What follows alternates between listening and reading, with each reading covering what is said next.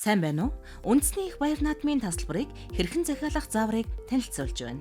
Юун түрүүнд та урьдчилан e-наадам цэгийн вебсайтад өөрийн бүртгэлийг үүсгэж тасалбараа хургуулan авах хаягаа баталгаажуулан оруулах ёстойг санаарай.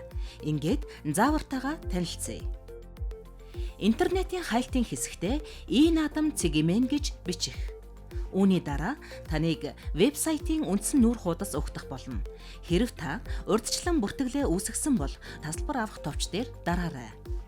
Захиалах суудлаа сонгож сагсандаа хийсэн бол 10 минутын дотор төлбөрөө төлж баталгаажуулах ёстой.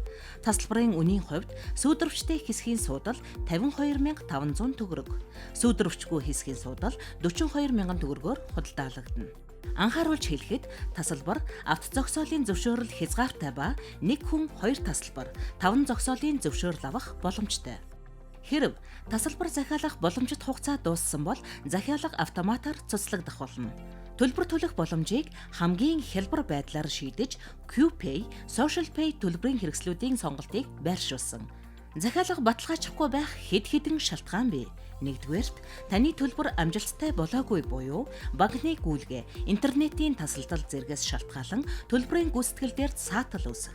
Хоёрдугаарт захиалга баталгаажуулах хугацаа өнгөрсөн. Гуравдугаарт төлбөрөө дутуу төлсөн бол таны захиалга баталгаажихгүй байх боломжтой. Тэгэхээр таны төлбөр амжилттай төлөгдлөө гэсэн төлөвийг заавал шалгах шаардлагатай.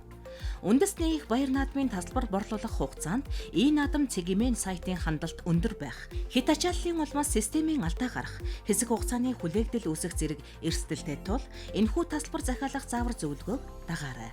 Баярлалаа.